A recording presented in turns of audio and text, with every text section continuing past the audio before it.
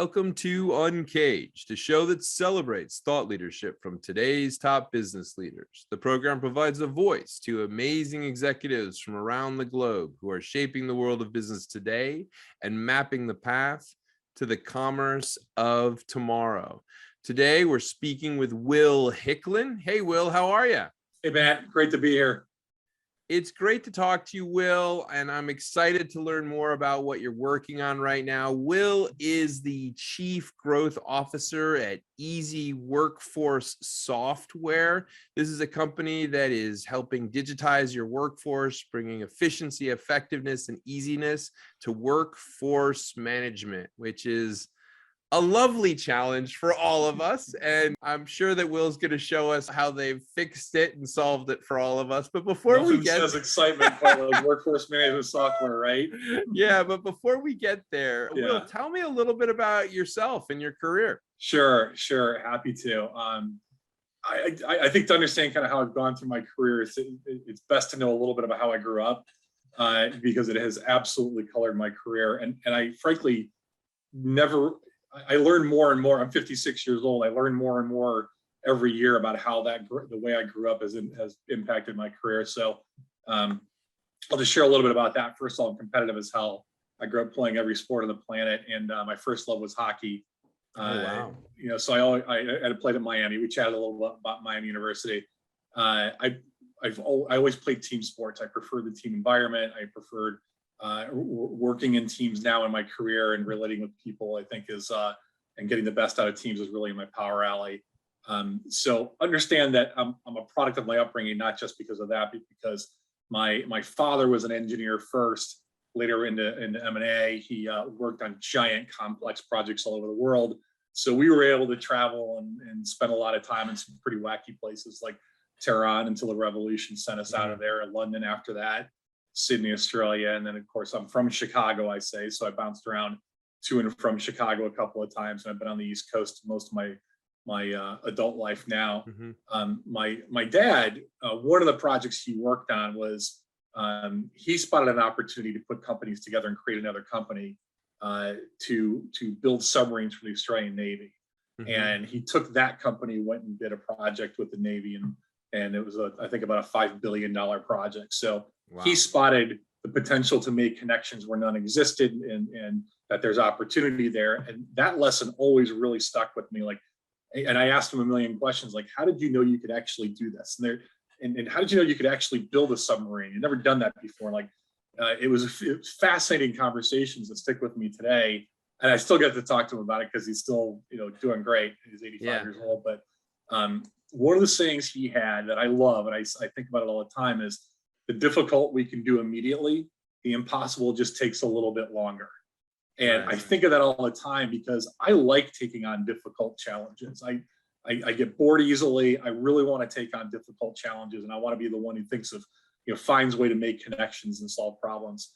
But as you can imagine, living in some of those areas where we did, I'm traveling and learning how to kind of conduct myself and manage through very, very foreign environments, even some that got hostile after a time, different languages, cultures, and so on.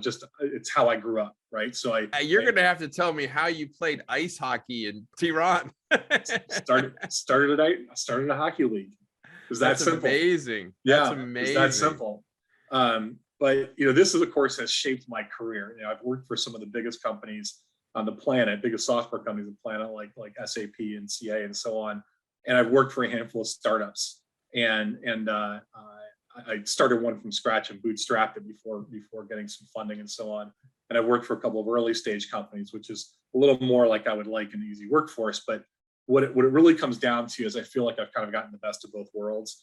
But I love the dynamics, the fast-paced environment of of smaller companies where everyone makes a difference, everyone can make decisions, impact is immediate, it's evident. That's a lot of fun to me. I love that idea of applying the learning and the experience that you've had from being on teams to obviously the working world. And I'm just curious, now you're at a company that's so focused around people and, the workforce management area. Tell me a little bit about how this business is evolving and what you guys are up to. So, it's not a sex area of technology, but it's incredibly important for just about every company out there. it's a massive market. It's over $10 billion. It's growing fast. The sad part is that, I think this space has been dominated by a few big players, and they've built, big complex technology that's available to big complex companies who can spend a lot of money on it. And the mass market of companies has been grossly underserved. It's either too complex or too expensive or doesn't fit. So, we may at EasyWorkforce Software, we may be the biggest workforce management company that you don't know, that you haven't heard of. We have more than 11,000 customers. They range in size from literally less than 10 to 10,000 employees or so. And we help customers manage the time and attendance and time off and leave policies and scheduling and things like that. So it's an unglamorous piece of the technology business, but it's incredibly important. Besides not being served well, and being dominated by larger companies, it means a lot of companies still need this technology. They've got something that doesn't quite fit right, but it has an immediate benefit. It reduces a lot of time and expense that's involved in tracking employees' time and calculating pay and making sure they're paid accurately and on time. It's a very cumbersome, it's a nuisance, right? It's a nuisance to do the job. It's so fascinating because I think this whole industry that EasyWorkforce is in has evolved dramatically throughout the multiple digital eras, let's say, right? And I remember, when I was an intern in college at a law firm, and we had to log in every second of our times, right? That was so critical at a law firm, right? And it was so painful to do it. And then I remembered my first job, and I remember the poor guy who had the job of making sure timesheets were sent in. Everybody hated this poor guy.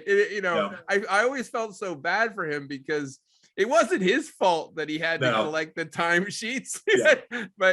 And so obviously things are changing and evolving, and I can't but help but think, what an interesting moment where we now have people working at home in these hybrid environments. And tell me more about how you guys are tackling those types of challenges. It's interesting that the traditional way people think of like the time clock on the wall and put a punch card in and everything. And that's all gone to biometric screening and that type of thing. And we do that, right? But thumbprint check-ins and retinal scans and facial recognition. So that it's like going through the clear line at the airport. That all still happens for the hourly workers that are in facilities. That still exists. But there are a lot of markets now where people are virtual, they're field-based, they're working from home, all of that, where you need to both verify their identity and keep track of all this stuff. So it's not a matter of just simply putting your hours in a spreadsheet or something or logging into a system. There's a lot more sophistication to it today. There are also a lot of laws around this, a lot of regulations, and it's becoming a far more regulated area in how you capture and track employees' time and how you validate that it's them. It's kind of fascinating that way. Technology-wise, under the hood, it's pretty geeky and fun.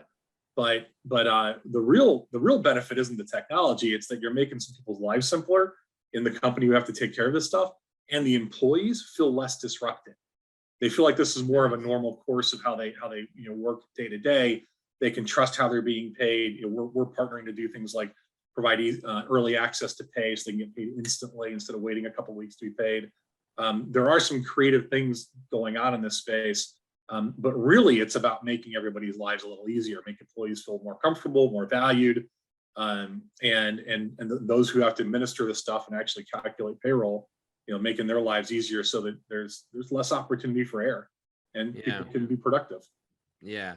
I think that's the biggest thing, which is when it's not a nuisance, when it's not in a kind of what I would call is like an additional ritual in a way, right? Yeah. And it just it comes across as more seamless and just part of your natural way of doing things.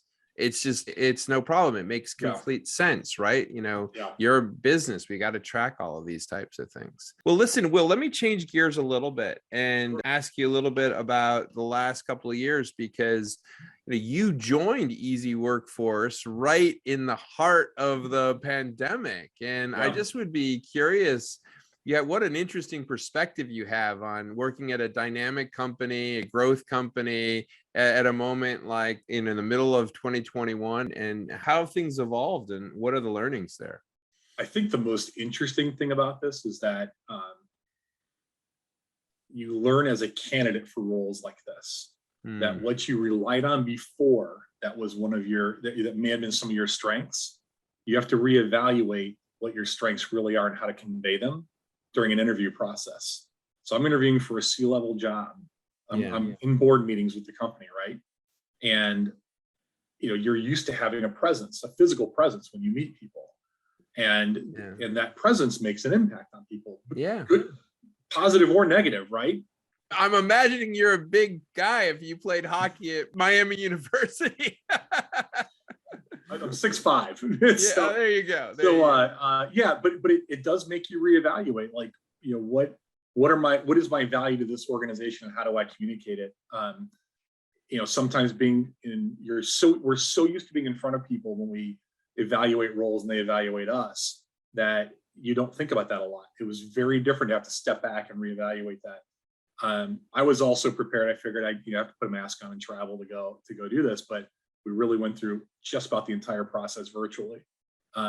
Now, the private equity group that owns the business Mhm. had some pretty strong referrals to me. That's how they found me initially, but it wasn't like a blind job application. So there was a lot of trust there from the beginning, and some people had recommended this group to me as well. And I think the fit was also exceptional. So that period of interviewing and deciding on a role was very different, and it took some real soul searching to figure out how to do it. So that's the first thing. You said what was different. That was Yeah. incredibly different. No, I mean, I've actually thought a lot about that, Mhm. and which is that we hired a ton of people during the pandemic, and Mhm. certainly I think actually there's something quite interesting about the fact that you don't have that physical presence Yeah. of a person, Mhm. people that I thought were going to be really tall. Finally, when I met them, I found they perhaps weren't so tall. And, Not. the funny thing for me, I guess, because of the way I situate my camera, new people that joined the company thought that I was really short. They were like, yeah, the way you put your camera, we thought you were probably like 5'1", and I'm 6'3". Okay. So they were shocked Yeah. to meet me. They were like, so it's kind of strange. I think that the beauty of the virtual interviewing thing, I think, is that it does force you to perhaps focus on the content of the person's character, maybe. I don't know. I mean, Absolutely. that's what I'm going to say. Had Yeah. an interesting conversation not 6 months ago with another colleague, and we both around this topic. We both very quickly arrived at, it exposes some bias, doesn't it? Yeah. So, and bias can mean a lot of things. I don't mean to take it to any particular type, but we all have bias. We know that, right? It just, Yeah. the way you grow up, the way you experience things, etc.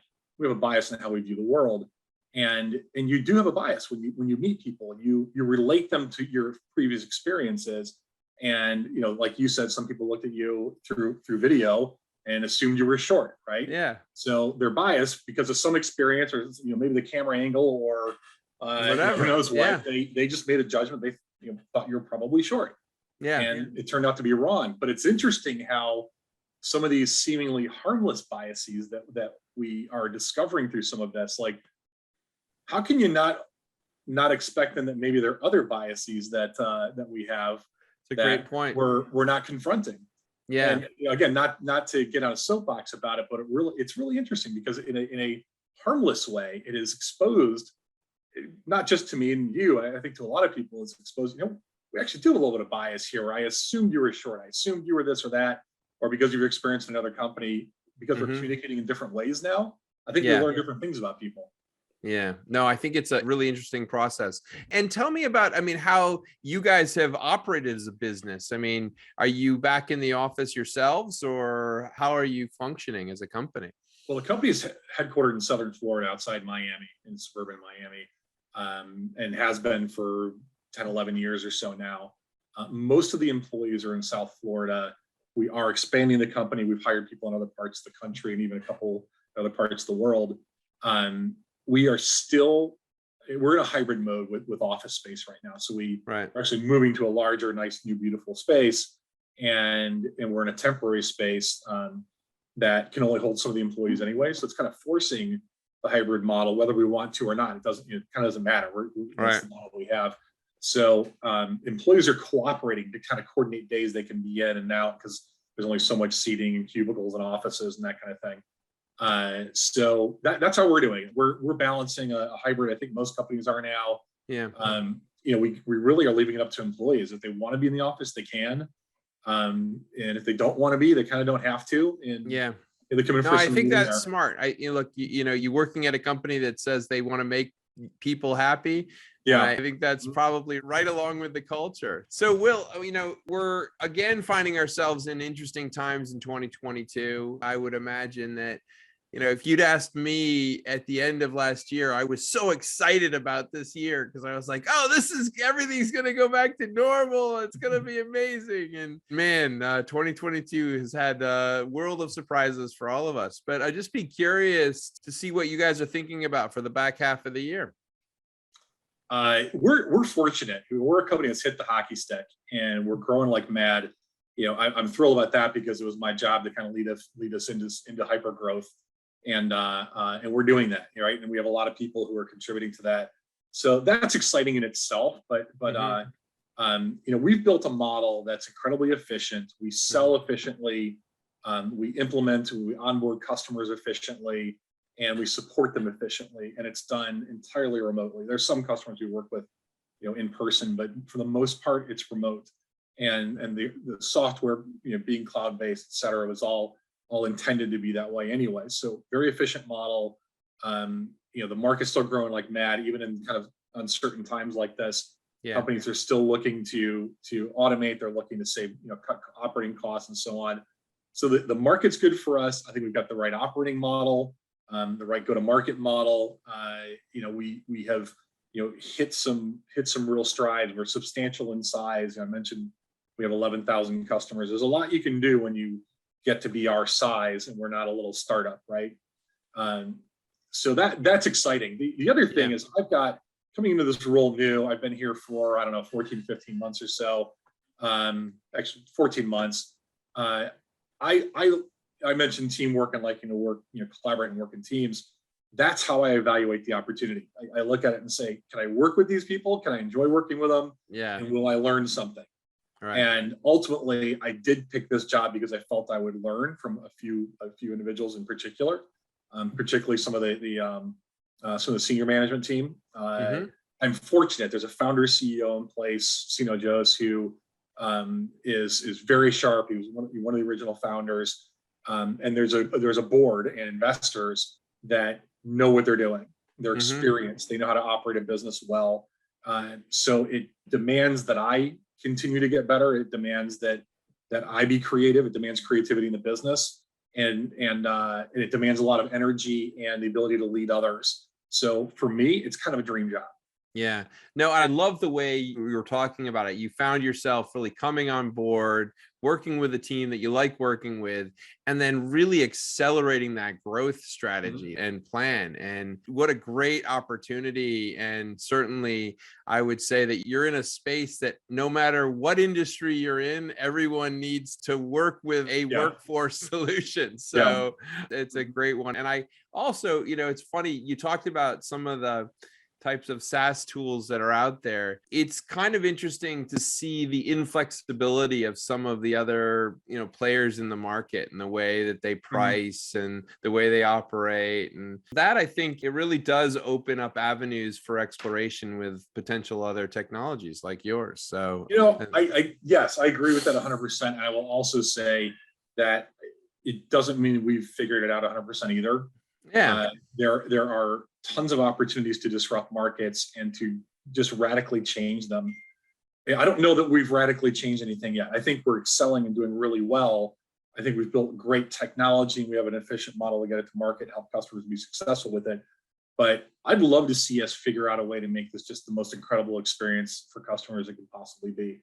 I'd love for us to be not just the workforce management company you've never heard of because we don't advertise a ton, but with 11,000 customers, what I'd like us to be is that company that actually disrupted, changed the way customers expect to work with technology providers in the market. Right. I think there's tons of room to do that, and that is regardless of the technology or what the solution does. I think the way you engage, the way you work with customers, the way you support customers is so stale.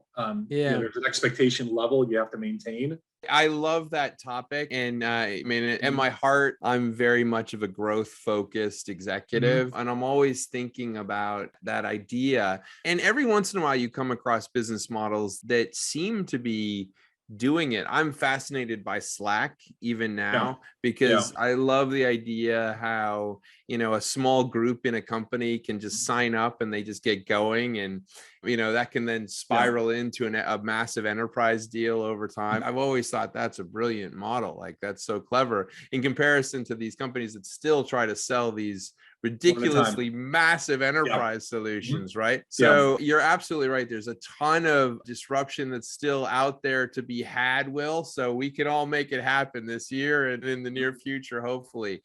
Will, thanks so much for being on UNCAGED today. If someone wanted to reach you and learn more about what you're working on, where's the best place to find you? I'll give you my social handles. LinkedIn is the easy way to find me. My profile is Will Hicklen, Hicklen, and my Twitter handle is @WillHicklen_. I love to connect with people socially. I like your example with Slack. I think the real lesson there is they made it super easy and frictionless for people to create virtual networks. And it's the network effect, right? And we've got some of that with social as well. It's not as easy to manage, small work groups and that kind of thing, but to connect socially, absolutely. So those are the two best ways to get me. And my email is whicklen@easyworkforce.com. I am happy connecting people all the time. Excellent. Well, Will, thanks so much for being on UNCAGED. We've been speaking with Will Hicklen. He is the Chief Growth Officer at EasyWorkforce Software, which is basically digitizing your workforce, bringing efficiency, effectiveness, and easiness to your workforce management, and hopefully putting a smile on people's faces. So that's great. Well, Will, thank you so much for being on the show, and we look forward to having you back. Thank you. Cheers. I really appreciate it.